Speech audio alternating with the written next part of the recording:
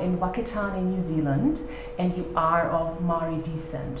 Would you say that you are a New Zealander, or would you introduce yourself as being a Maori, or is there no real difference between the two?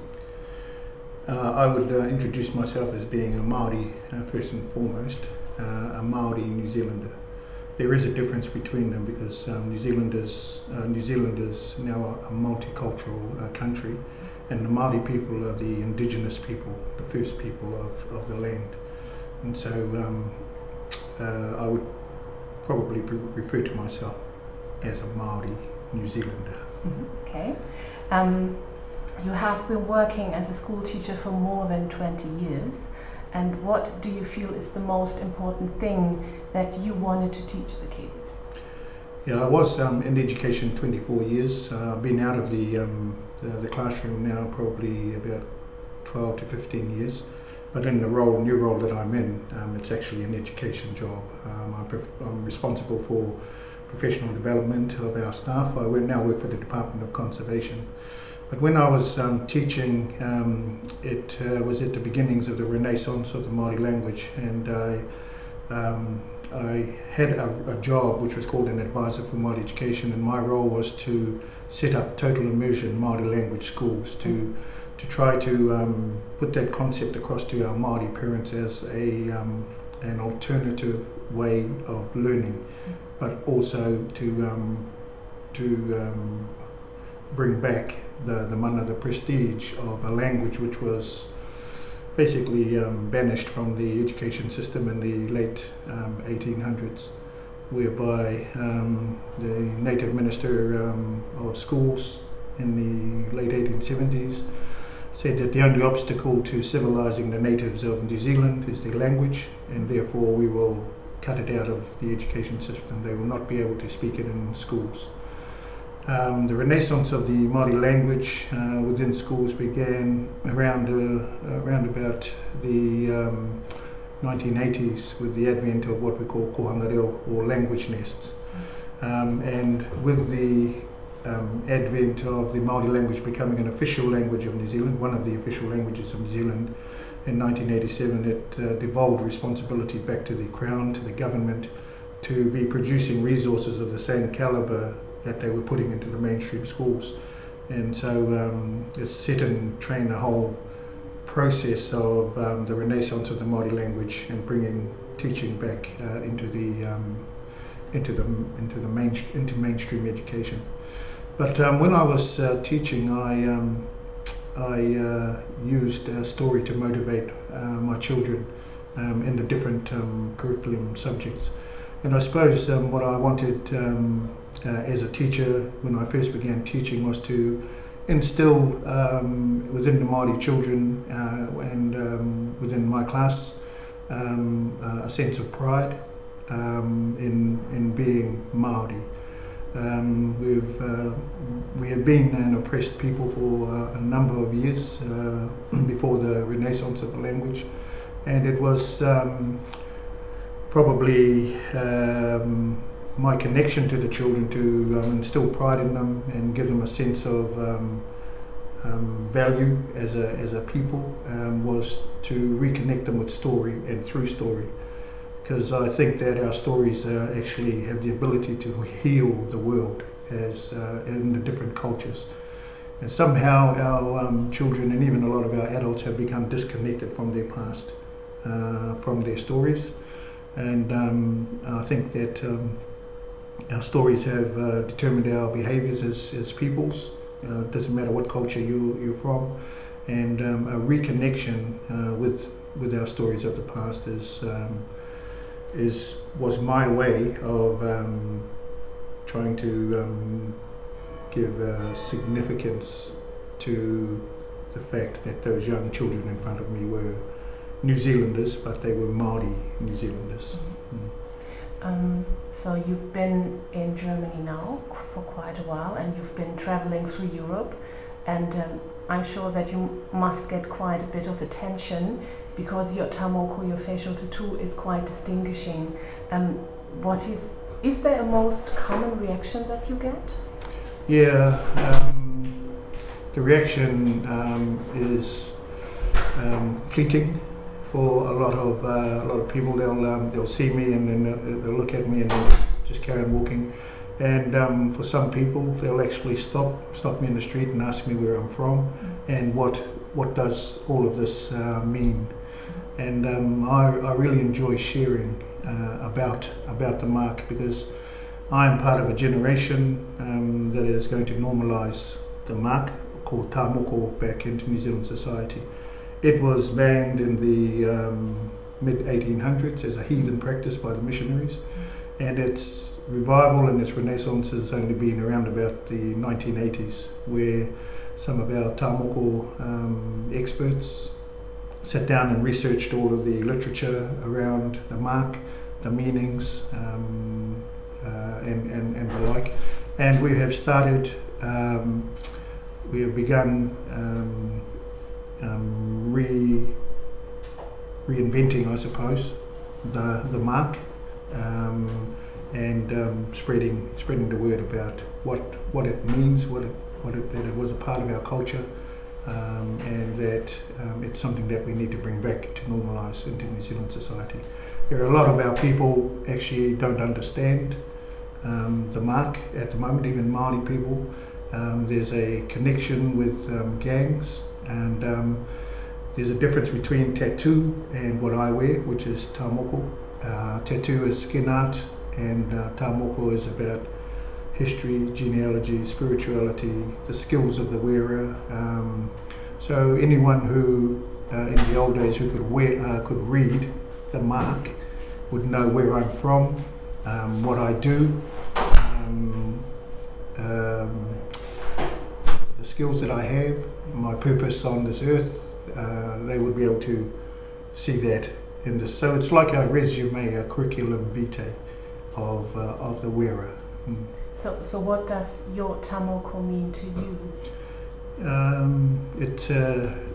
It's a very spiritual thing. It means to me a reclamation of me as a Maori, and a reinforcement of our culture, that our culture is a strong culture, and yeah, that's basically what it means to me. Yeah. So you would not be offended if someone approaches you and asks you about your tā moko? Not at all. In fact, I welcome people asking me about the mark, because I use it as an advocacy tool, I use it as an education tool, to share and to open people's minds, really, as to why we wore this mark, and the reasons for, and the stories that it tells. So I'm in no way, in fact, I welcome people stopping me. In fact, I get a lot of people on the street, doesn't matter where I am in the world, who will walk up to me and say, "Excuse me, where are you from? What does that mean? Did it hurt?" All those sorts of questions. And so that's, I just enjoy sharing it. So you are considered as being one of New Zealand's great storytellers. And what does storytelling mean in Maori culture? We come from a very, very strong oral tradition. And the Maori people come from a long line of storytellers. And so storytelling for me is about sharing and enriching other people's understandings of the Maori culture.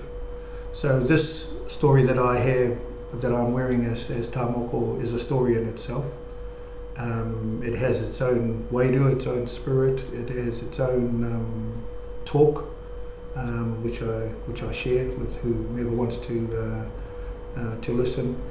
But tā moko, I suppose for me, I'm a great believer in destiny, and I was destined to wear the tā moko mark even before I was born. I say in my documentary, it was written in the stars, that I would one day wear the tā moko. There's a process that needs to be gone through, just like it was in the old days. Not everybody in the old days got the mark, got tā moko. It was basically given to those of what we call rangatira status, chieftain and chieftainess status. the men have the full face done, the women have it done on their chin.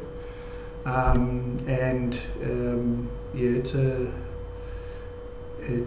it was also given to those who helped the community with a special skill that they had.